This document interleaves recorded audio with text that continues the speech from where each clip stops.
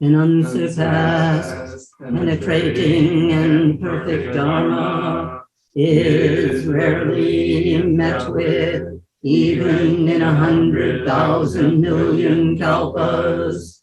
Having it to see and listen to remember and accept, I vow to taste the truth of the Tathagata's words. Good evening, everyone. Good evening. Last Monday at noon, there was a Zazen gathering for half an hour, run by the director of Soto Zen in Europe. And it included people from South America, Central America, North America, including Alaska, and people in Europe, France, Germany, UK. And it was, of course, for world peace. And it was a profoundly moving 30 minutes of all that gathering together, bringing people together to just on that one focus for world peace. Now, I know it's going to be done again. The North America group will run it next time. So I want to talk about tonight about merit and the transfer of merit.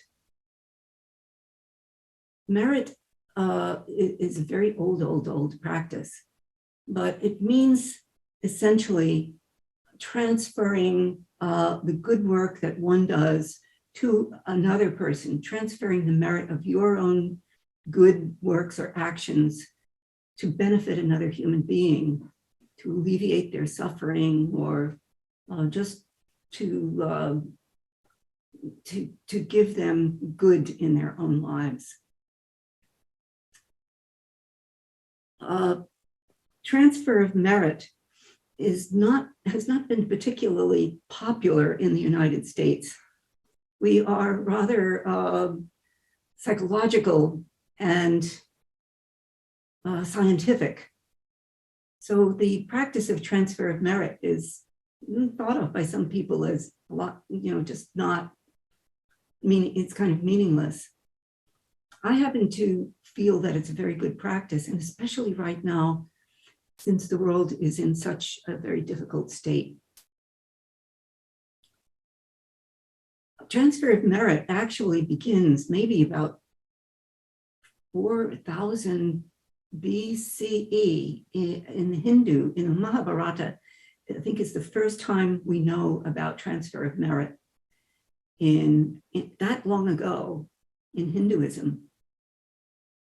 And essentially it started out as a remembrance for the dead, for the deceased, with prayers that the deceased person may find themselves in a good life in their deceased state or in their next state of being. But there's also the practice of honoring the ancestors, honoring the family ancestors. Certainly in Japan, everybody, any home that I ever went into, and I went into many, had an altar on which they made an offering daily to their own deceased ancestors, parents, grandparents. Offering of rice, a small bowl of rice, and a small water, fresh water offered onto that family altar. And this is not, it is not ancestral worship. That's a wrong idea about it. But it is an idea that when we make offerings and we keep their spirit alive, they bestow some kind of benevolence upon our lives. And the remembrance of them is very essential in the daily life of those who have this practice.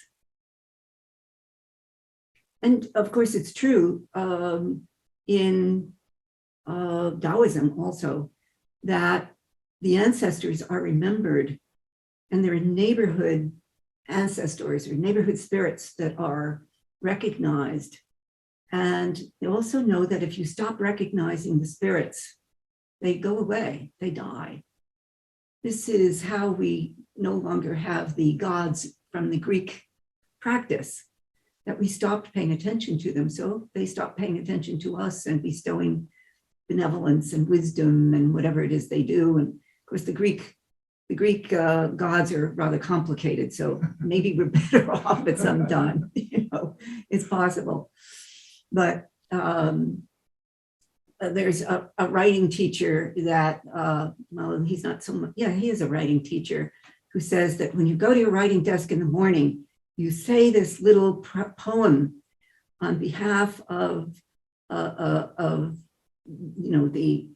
spirit who is going to come and give you ideas for your writing. And that if you don't do that and just pass you by, you have to be at your desk working. You have to be there for it. So it's the spirit of keeping alive keeping alive the notion of the spirit and honoring the spirit and being open to the benevolence, to receive that benevolence. So in this practice of the transfer of merit, it's really a very simple thing. It just involves thinking or naming the one to whom one would be extending some sense of merit. That is, my zazen tonight is the merit on my life, and I transfer that to some particular person, or I could transfer it to a whole country, or I could transfer it just to the wide world. It depends on what I direct it toward. Tonight, I directed it toward a woman who was running with her own child and her niece and another neighborhood child that she picked up. And she was running to catch a bus to get away from the bombing. And as she was running down the street with these 3 children, she encountered another young child, I don't know how old, maybe about 6 years old, who was sitting on the ground with his dead parents beside him, just stunned and not knowing what to do. So she gathered up that 4th child and raced to the bus, and they were able to get into Poland, into safety. I sent the merit of this practice to that particular woman and to those 4 children that she had rescued. So it can act in that way. The merit that is sent to another doesn't lessen one's own merit. One still enjoys the merit of the good work that one has done. And I find it a particularly important practice right now. People ask, what are we doing sitting zazen? Does it mean anything? What are we doing? We can't go to Ukraine to all help. So what does this mean? And to me, the transfer of merit is something to me that can be terribly important and heartfelt and useful even to ourselves. I'm not meaning that in a selfish way at all. But as we feel that we can help the world in some way, extending our merit, extending a good action to another, that we are able to be with that suffering in a more beneficial way. We can feel that we are sending out that good works to somebody in great need of support, of spiritual support. And it only takes a thought. But it also gives us great cause to be able to center ourselves in the sense of zazen and not sit selfishly, but to truly be aware of the suffering in the world, to truly extend our recognition of that. I find it very beneficial. It's a little bit akin to Christian practice. Christian practice, of course, comes much later, from 4,000 to 0 when Jesus is born. And yet there is a similar kind of practice in Christianity. And I think, I don't know where the practice comes in Christianity. I don't know how it unfolds or whether it evolves out of some of the other religions. I don't know.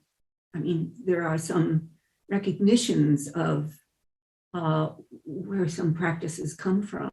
Maybe we'll ask Bill in a moment whether he knows, but certainly there is that. I grew up as in Christian practice, and certainly there is the practice of doing your practice for the sake of the missions. Typically, it would be for the missions, the priests and nuns who are out in the missions. You'd send merit to them, praying for them, not in a petitionary way, but simply extending the energy of one's prayer to others.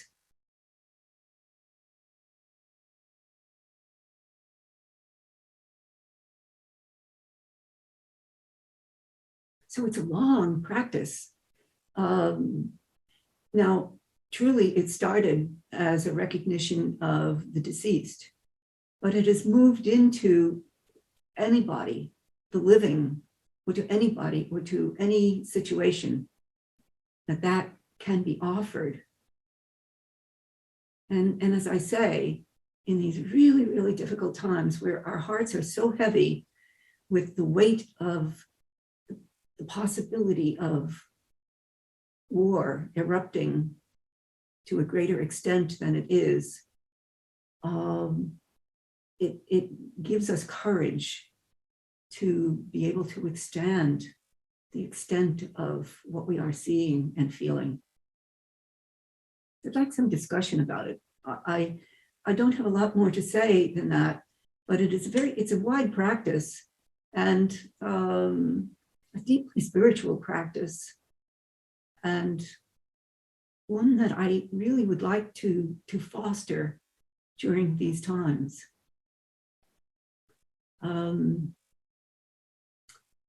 There are ceremonies and there are temples in Japan that focus just on this. That's what they do. You go to the temple and you offer merit, and they have, various ways of doing that. Maybe they'll give you a small scroll, and then you will offer it up, and then you will burn it, perhaps. There is another ceremony where there is the pouring of water into a jug of some kind of sacred vessel, but the pouring of water into that vessel in the recognition of extending, the water is representative of extending merit. So there are all kinds of practices around this that are widely practiced in Southeast Asia, and certainly in Japan, where I have seen it first. And then a few places in the United States practice it strongly. Some of our monasteries practice very strongly. And I feel that I am the benefit of the extension of merit, during my recent situation that I came through. There were monasteries I know who said to me, "We are sending you merit," and you feel it.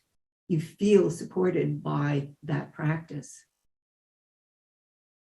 It is, it certainly falls more into the mystical or the shamanic range of things, and it is not in the psychological realm whatsoever. And it is truly in the spirit of the connection of us all, and then in the extension of our recognition of the entire world. So maybe you have some thoughts about this. Bill, what is the origin of it in Christianity? Do you know? I don't know the specific etiology, but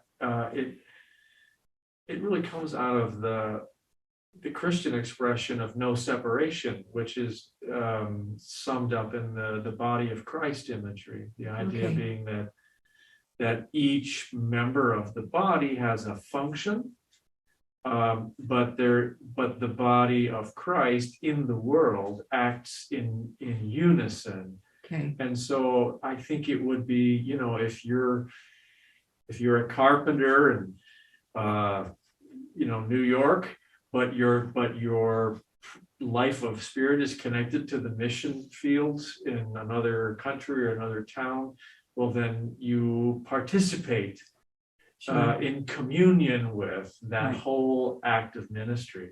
Okay. Yeah, Yeah. I guess that's what I would say. Yeah. Well, I think this is similar. This is completely similar, Yeah. and may arrive out of conjoined practices very, very early on. And so I don't know exactly when it began in the Christian tradition, but I can say it finds its way into Buddhism right in Shakyamuni Buddha's time. And so, so it's very, very old practice. What do you have to say, Dennis? Well, I can comment on how the practice is done in the Tibetan tradition. Okay. In the Tibetan, every practice you do, you frame with set your motivation beforehand. The highest motivation being compassionate. I'm doing this for the benefit of others. And then you always seal it at the end by explicitly dedicating the merit of that practice. Please take your masks off to be able to speak. People Okay. can't hear so easily. So go ahead. So anyway, every practice is framed by setting your motivation at the beginning to direct it in the highest motivation being compassion, and then seal it at the end by explicitly dedicating that merit, Right. again, for awakening for the benefit of all. Right. But we also often will specifically call to mind a specific condition or a specific person. Right. And this practice we're dedicating for the benefit of, as you say, this woman in Ukraine, Right. or Or all For- the people. or all people. But they use it. The more specific you can make it, the stronger it is. Yes. Yeah. Yeah. So it's easy to feel compassion for all sentient beings. It's much harder to feel compassion for Donald Trump, Yes. Vladimir Putin, Yes. the person I met at the grocery store today who I've never seen before and probably will never see again. Right. But call that face to mind, Right. and she stands in the person of Right. all these other people that I don't know. Right. It's very powerful, Mhm. extremely powerful, and it's meant to be powerful Yeah. for those who sit together and extend that, as well as those who receive. Of course, the Tibetans will then go on and spend a lot of dialectic back and forth about the exact mechanism of how this works. But- Sure. Well, but that's just how they roll. right. Yeah. It's the So just a question, same thing, Um, just so that they can hear better. it makes sense that if we are doing it and we do it on a regular basis, that we'll feel something and we'll feel good about doing it. But how do we know, and I don't think we can at least, that it's actually been received and there's been some benefit on the other end? That is not a question. Mhm. That is scientific question. That is science. And we just simply do it because it is a spiritual act. And then just trust. It is done because we do it. Okay. It's that simple. To think that we need to see the benefit of our own action is problematic. That is selfish. We just do it.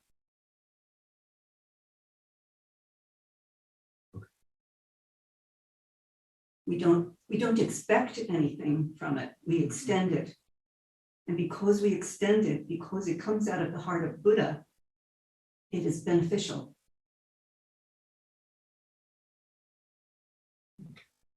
Beneficial in the whole world. And We don't have to worry about whether somebody got it or not. Of course they did. It is an act of faith. And an enactment of the oneness of all beings, of Right. the no separation. Mhm. When you were talking about sending merit to the woman in Ukraine, one of the things that it does is it obliterates the delusion that the war in Ukraine isn't happening in our hearts. Yeah, And therefore, as soon as we gain that insight, we can more fully participate in that war, as according to the Bodhisattva vow of compassionate action for the relief of suffering. right, right. So, we have our chant to save all sentient beings, the Bodhisattva vow to save all sentient beings. And in that act of transfer of merit, we also are saving ourselves. I mean, in actuality, it's only ourselves that we can ever save. Truly, if we can do that, we will have done an extraordinary thing to save our own selves, because that's so hard. It is so hard to be a human being. So, that act of compassion is an act of compassion also upon us. So, it isn't that merit is diminished in me at all, or anybody who extends that we enjoy the merit ourselves by that act of extending the merit. Yes, Dennis. When you transfer merit, do you also transfer the suffering, transfer the risk? Say, I will take your place in this situation. I will, Not that I if know I of. could, I would be Yeah. there in that. Not that I know of, and I think that's a different kind of practice. Mhm. Tonglen perhaps practice. That's Yeah, what I was thinking. Right, and we do not do that. I mean, some people do that practice, but I do not do that particular practice. Where you receive the suffering, you transform it in yourself and you send out good. Mhm. I'm not good enough to do that. I can't handle that much suffering. I've got so much myself at the moment.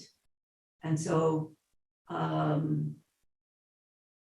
unless you are really good and you know what you are doing with that, to take in all of that suffering is a little bit dangerous unless you are working on a very high level, it seems to me, to be able to assume the suffering and then transform it within oneself and then breathe out good.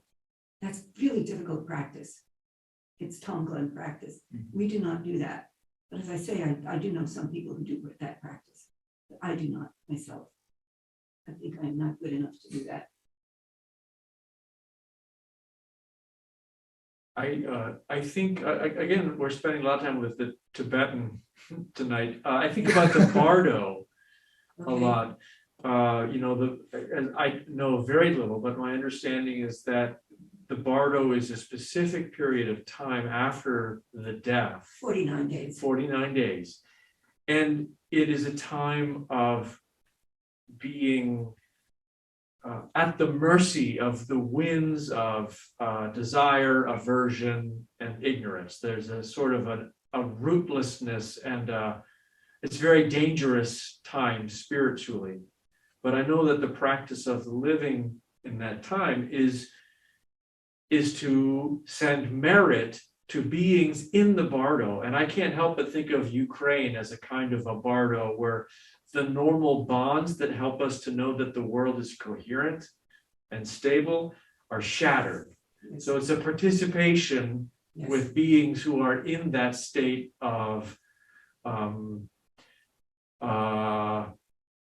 at the mercy of cosmic forces Right, that are manifested in guns and bombs and soldiers. right, yeah. So, in Zen practice, even though I know it's in the Tibetan practice, we recognize those 49 days. And we chant regularly throughout those 49 days. And finally, on the 49th day, we send the spirit forward. There's a kind of a closure that occurs then on the 49th day. But the chanting occurs every year thereafter for 5 years, and then at 10, and then at 25. So that continual remembrance of the soul goes on in practice. In Zen, is there the same sense of spiritual peril and need in those in that time? I wouldn't say exactly that. No. I wouldn't say, it's just this period of prayer, of sending merit to the soul. And perhaps it is that in Japan, and I don't know about it, but I never got that sense that it was that it was great peril for a deceased, but rather a recognition of sending merit for their ability to come to rest. And not even so much about reincarnation, because reincarnation is not particularly discussed or thought about in Zen practice. So, and I certainly is in Tibetan practice. Oh, yeah. It's big, yeah, but not in Zen. Yeah. And Shakyamuni Buddha did not particularly advocate for, or didn't talk about reincarnation particularly. So it's something like the candle, that you light another candle going forward in that way. And the transfer of merit is also like that, lighting the candle from one to another, sending that light into another soul. Is there questions online that you might want to ask anybody who's on Zoom? Well, I'll just mention that we dedicate the merit of the service each time to specific ancestors or situations, conditions. And I've always found that to be, to act on me in a way that reminded me of the importance of that and my interconnection with that. So that's one way that I'm aware of merit. The other thing I'd say is that my understanding is that in Buddhist practice in the United States, in sort of the more traditional first generation, second generation Asian communities, so at a Cambodian temple or a Vietnamese temple and so forth, merit is very important. It's a really important practice across different forms of Buddhism.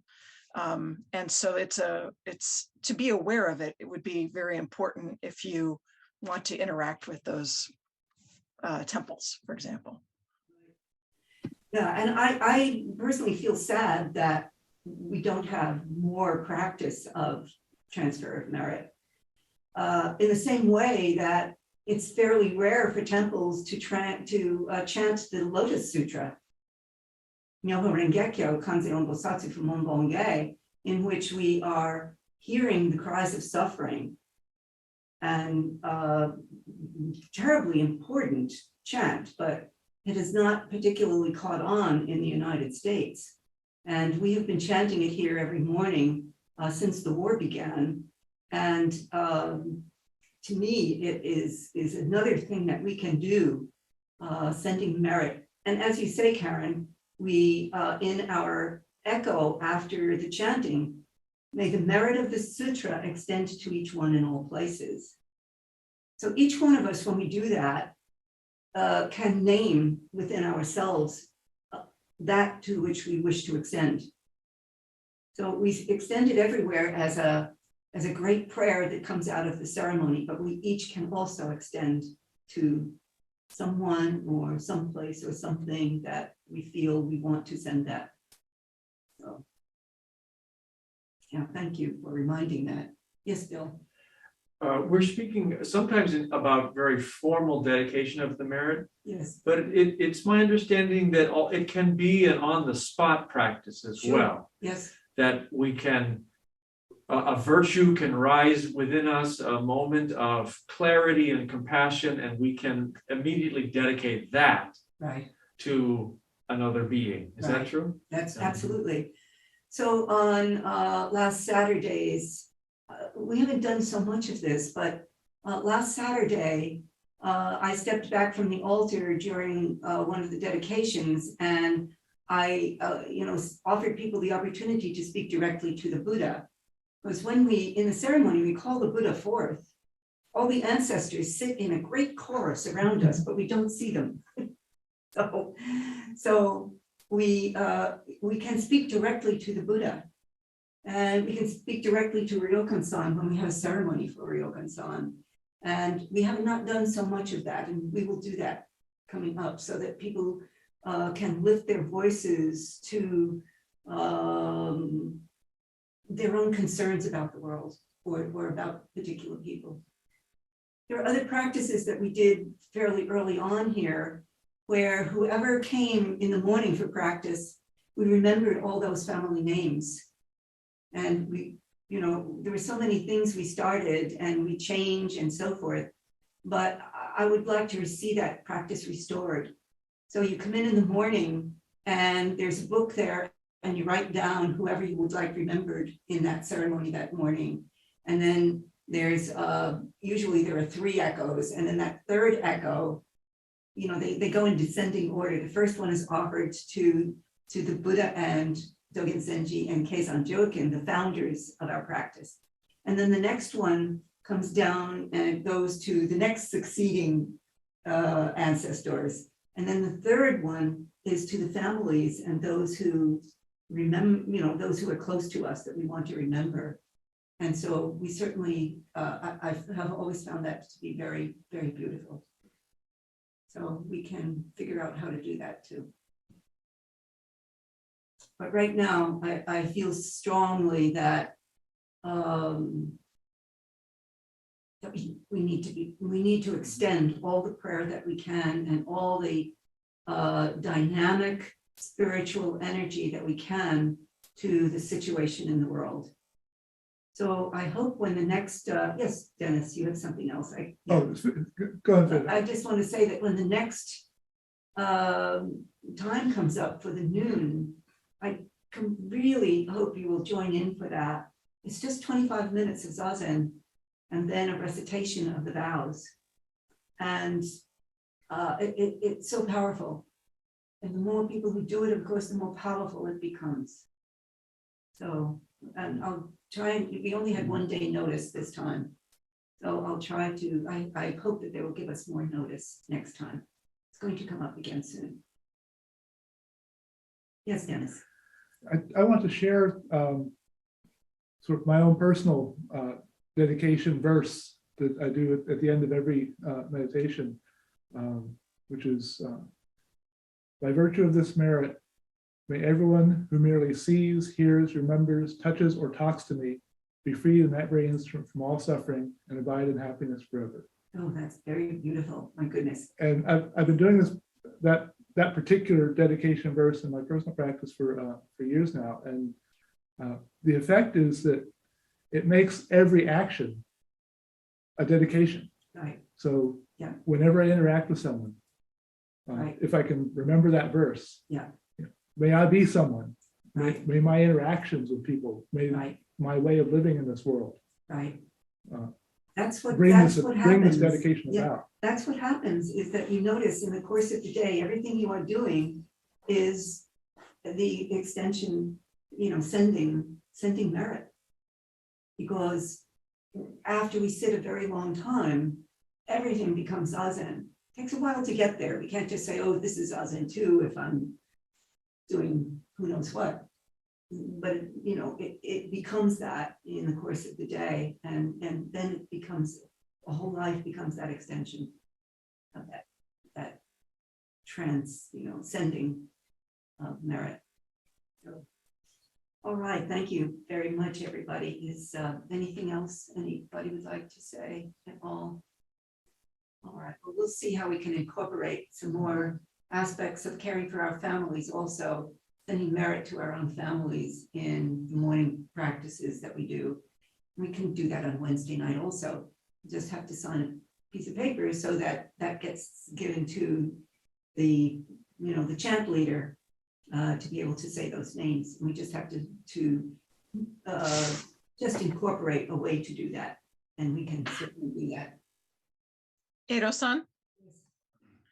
On Saturday mornings when we reach the Ryokan-san altar in the foyer area, and we have the echo there, and then we can speak out loud our own. I think that's a lovely way of integrating it, because it's space for people to step forward with what is in their hearts.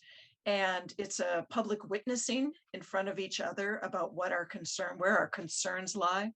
And I have seen that, I think at Upaya, for example, they have the silence, and you can silently say the names of, maybe we've done that too at midday service, where you silently say the names of someone. I've always found that to be, maybe because I grew up in a Christian church where that was part of the prayers for the people, where you uttered the names of those that you were holding in prayer, that it's just a very powerful practice.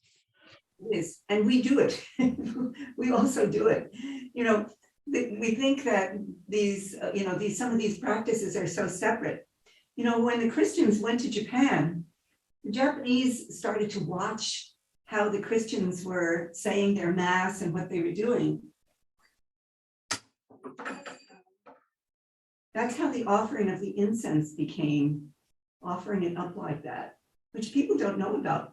But that they saw that instead of just lighting the incense and putting it in the incense pot, they saw that the incense was being lifted and offered. And so they adopted that, which is very beautiful. When you see something reverent like that, you want to say, yeah, that's correct practice. That's honorable and beautiful practice. So there are borrowings that come forth. When we put in the path of the ancestors, one of the I think it was the nuns came and they saw that we had put in the path of the ancestors, and they said, "Oh, that's like the Stations of the Cross." And I said, "Yes, but the Buddhists were doing that long before Jesus came." So you wonder then whether the Christians picked up the stations from seeing this in Buddhist practice. You just don't know. You don't know. But anyway, so it's just so interesting, all of it. But in any event, we take our practice and we take it with great reverence and as receiving it together with one another. So, okay. Beings